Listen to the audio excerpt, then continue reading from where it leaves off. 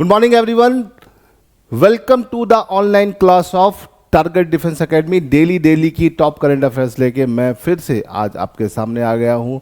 ठीक है, हमने लास्ट मंथ की एक मास्टर वीडियो बना दी है फुल लेंथ अक्टूबर की करंट अफेयर्स की रिकॉर्डेड वर्जन में। अगर आपने नहीं देखी है तो उसे तुरंत देख लीजिएगा।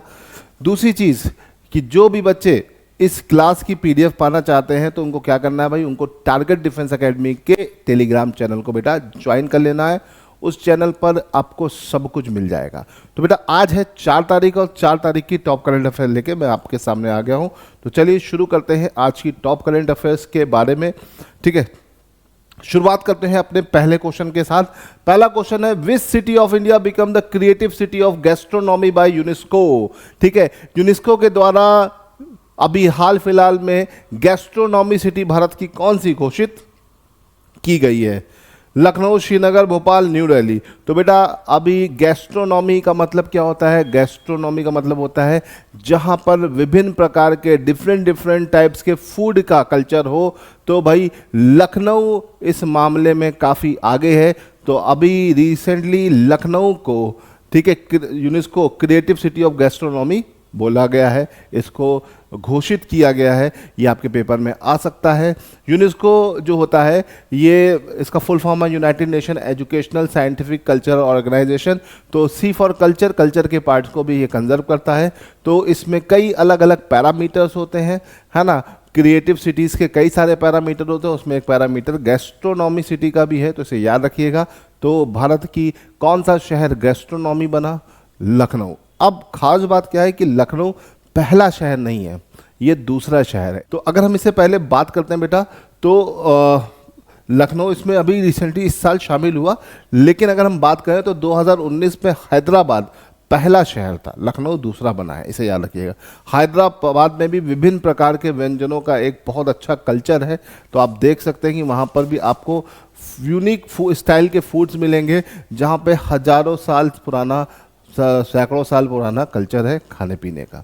तो उस मामले में देखा जाए तो हैदराबाद के बाद अब लखनऊ नंबर 2 पर आ गया है। ठीक है, चलिए आगे बढ़ते हैं क्वेश्चन नंबर 2 की तरफ।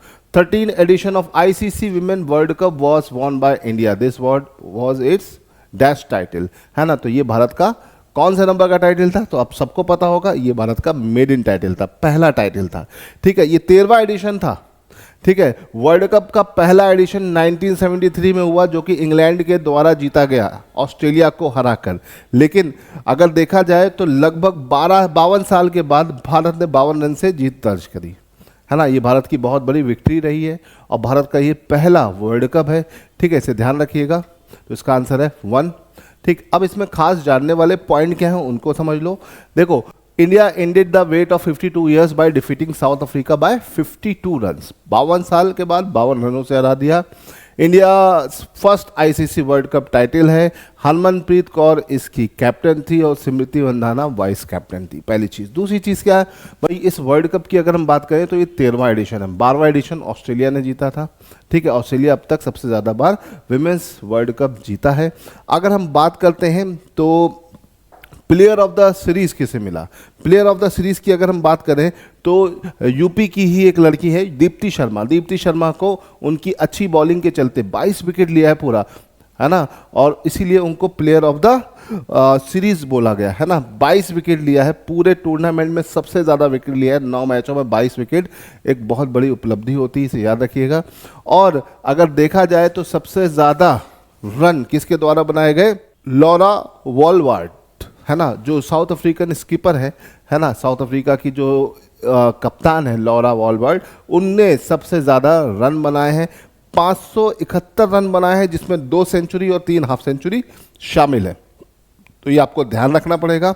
खास बात यही है कि भैया इस बार का वर्ल्ड कप इंडिया जीत चुका है और ये भारत का पहला वर्ल्ड कप है, लेकिन होस्टिंग चौथी बार की है। भारत पहली बार होस्टिंग नहीं कर रहा था, भारत और श्रीलंका ने मिलकर इस वर्ल्ड कप की होस्टिंग की थी। और अगर देखा जाए पूरी तरह से तो भारत का ये पहली बार होस्टिंग करने का टाइम नहीं था, ये चौथा था। तो इसे ध्यान रखिएगा। इससे पहले भारत 3 बार और वर्ल्ड कप की मेजबानी कर चुका है। ठीक है, चलिए यहाँ से आगे बढ़ते हैं। क्वेश्चन नंबर 3 की तरफ चलते हैं बेटा। क्वेश्चन नंबर 3 क्या कह रहा है? India back which country to build dam on the Kunar river. तो भैया भारत कुनार नदी में बांध बनाने के लिए किस देश के समर्थन करने की बात कर रहा है? तो भैया नेपाल, भूटान, अफगानिस्तान, म्यांमार। तो कुनार की अगर बात करें तो कुनार नदी आपकी अफगानिस्तान में है, तो इसका आंसर क्या हो जाएगा? अफगानिस्तान। देखो, Afghanistan has announced plans to construct a dam on the Kunar river obstructing its flow into Pakistan. Pakistan में उसके फ्लो को रोकने के लिए, ठीक है। It is the main tributary of Kabul river which merge in the Indus river in the Pakistan.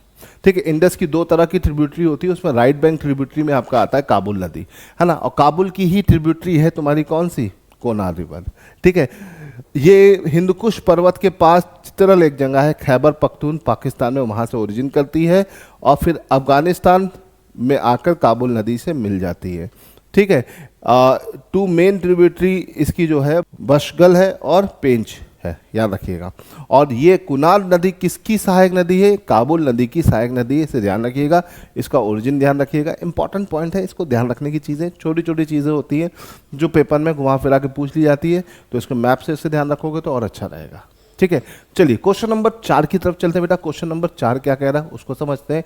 International आर्य महासम्मेलन 2025 कहाँ पर हुआ? तो देखो, ये इंटरनेशनल आर्य महासम्मेलन जो है काफ़ी इंपॉर्टेंट रहा इस बार का, क्योंकि मोदी जी ने इसे इनॉर्गेट किया था, न्यू दिल्ली में हुआ। कहाँ पर हुआ? न्यू दिल्ली में हुआ। अब इसकी खास बात क्या थी? वो खास बात ये थी कि आर्य समाज जो है उसने 150 साल पूरे कर लिए थे। आर्य समाज जो है ये बहुत ही इम्पोर्टेंट सोसाइटी है ना, जो वेदों की टीचिंग्स को ज़्यादा आगे बढ़ाती है ना। तो भाई पहले हम जान लेते हैं कि मोदी जी ने इस आर्य महासम्मेलन को कहाँ पर, इंटरनेशनल आर्य महासम्मेलन जो हुआ कहाँ पर हुआ? न्यू दिल्ली रोहिणी में। 150वीं एनिवर्सरी थी आर्य समाज की। ठीक है, आर्य समाज एक सोसाइटी है, समाज है जो वैदिक टीचिंग पे ऊपर, है ना, बैक टू द वेदास के ऊपर ज़्यादा फोकस करता है। ये जो भी वेदों में जो टीचिंग बताई गई उसको फॉलो करने पे ज़्यादा फोकस करता है ना। और ये एक ईश्वर की बात करता है ना। बहुत सारी चीज़ें यहाँ पर ऐसी हैं जो इसमें थोड़ी सी अलग है ना। मूर्ति पूजन के लिए ये बिल्कुल भी अलाउ नहीं करते, ये भगवान के स्वरूप की बात नहीं करते, मतलब एक ईश्वर की बात करते हैं, इसे ध्यान रखिएगा। ठीक है, फर्स्ट आर्य महासम्मेलन 1927 में हुआ था, महात्मा हंसराज जी के अधीन, है ना, इसे ध्यान रखिएगा। अच्छा, आर्य समाज की बात करें तो 1875 में स्वामी दयानंद सरस्वती ने इसे बॉम्बे में स्टैब्लिश किया था, याद रखिएगा 1875 में, और 1877 से ये लाहौर से ऑपरेट होने लगा था। तो ये 2-4 पॉइंट है जो आपको ध्यान रखना है। आर्य समाज के संस्थापक कौन थे?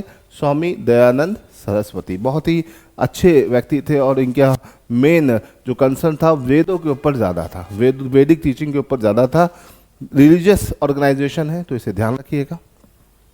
ठीक, चलिए क्वेश्चन नंबर 5 की तरफ चलते हैं। क्वेश्चन नंबर 5 की अगर हम बात करते हैं, India US sign how many years framework to strengthen major defence partnership. ठीक है, तो डिफेंस पार्टनरशिप को स्ट्रेटन करने के लिए, मजबूत करने के लिए भारत और यूएस के बीच में, ठीक है, कितने साल का फ्रेमवर्क साइन हुआ है? 10 साल, 5 साल, 15 साल की 20 साल?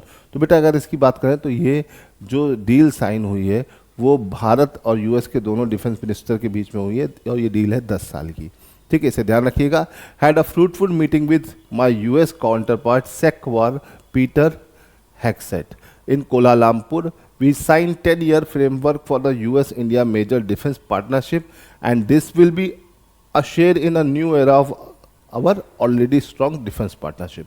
तो भाई ये पार्टनरशिप कहाँ? आसियान +1 डिफेंस मिनिस्टर्स की जो मीटिंग थी कोलालमपुर मलेशिया में हुई, वहाँ पर हुई, है ना। तो याद रखिएगा भारत के रक्षा मंत्री और यूएस के रक्षा मंत्री दोनों ने मिलकर 12th ADMM प्लस, है ना, आसियान, ठीक है, डिफेंस मिनिस्टर मीटिंग। ADMM का मतलब ASEAN defence minister meeting plus, है ना, इन कोलालमपुर। कोलालमपुर कहाँ पड़ता है बेटा? कोलालमपुर पड़ता है आपका मलेशिया में, इसे ध्यान रखिएगा। चलिए अब आगे बढ़ते हैं, क्वेश्चन नंबर 6 की तरफ चलते हैं। क्वेश्चन नंबर 6 क्या कह रहा है? Which become the first state free from extreme poverty. Extreme poverty से मुक्त भारत का पहला राज्य कौन सा बन गया है?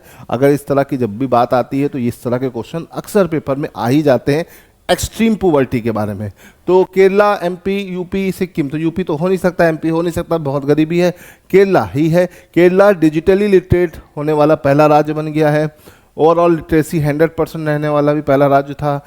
केरला के अंदर बहुत सारे मतलब फर्स्ट वाले टाइटल है, तो इसे ध्यान रखिएगा। तो केरला इस मामले में पहला स्टेट बन गया है एक्सट्रीम पुवर्टी को रिड्यूस करने वाला, है ना, खत्म करने वाला। ठीक, तो इसका आंसर क्या हो जाएगा बेटा? इसका आंसर हो जाएगा ए is the right answer.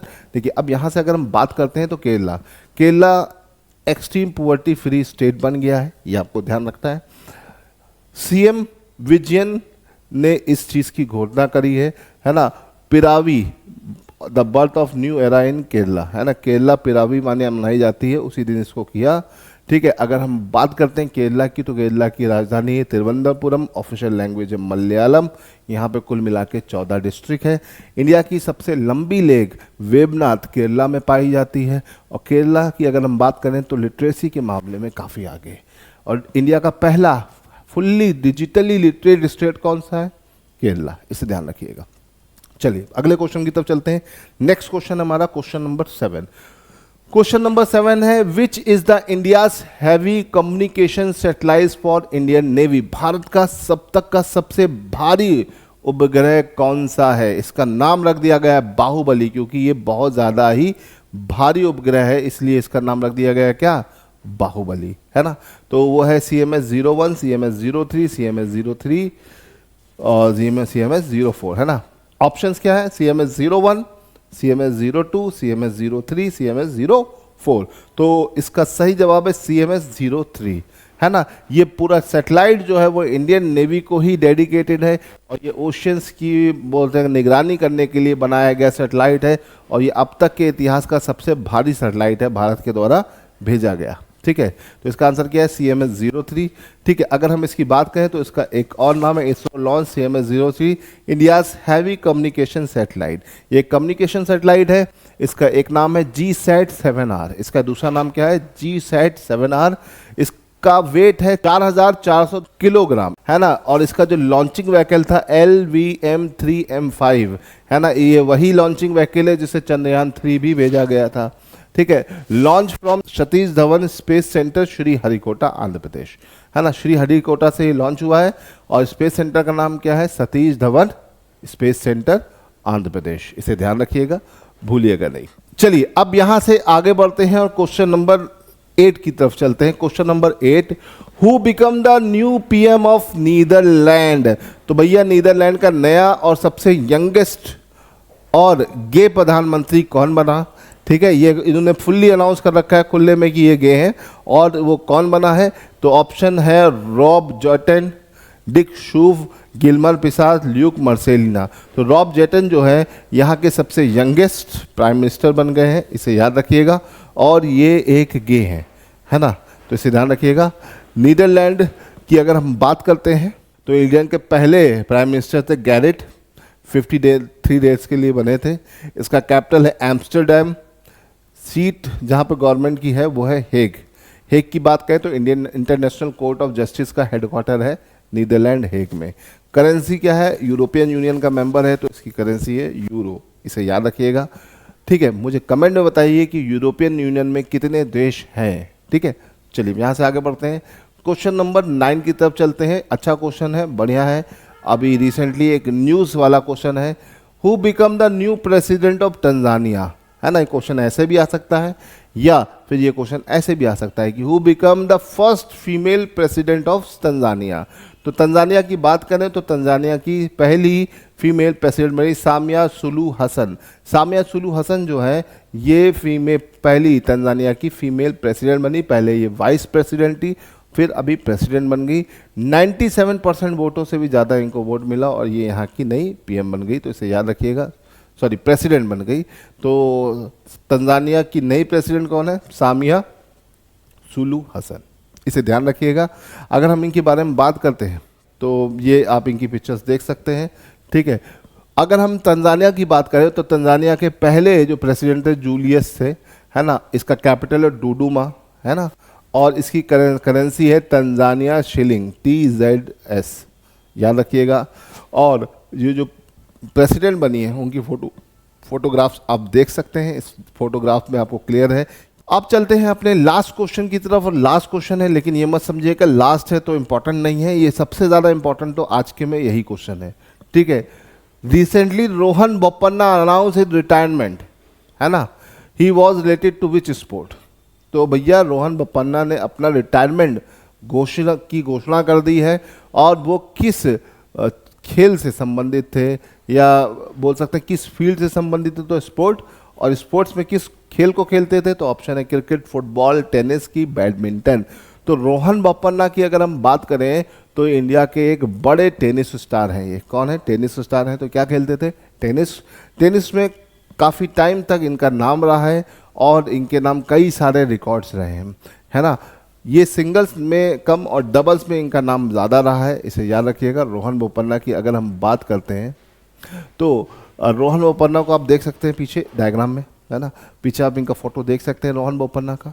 Rohan Bopanna की अगर हम बात करें तो वर्ल्ड नंबर 1 इन डबल्स में थे, और अभी इन्होंने अपने 20 साल के लंबे कैरियर को पूरा करते हुए अनाउंसमेंट की घोषणा, रिटायरमेंट की अनाउंसमेंट कर दिया है, ठीक है। 45 ईयर एज के हैं, है ना। इन्होंने 26 ATP डबल्स टाइटल 2024 में ऑस्ट्रेलियन ओपन जीता था, 2019 में फ्रेंच ओपन भी जीता हुआ है इन्होंने, और ये सबसे उम्र दराज प्लेयर हैं जो नंबर 1 रहे हैं, है ना।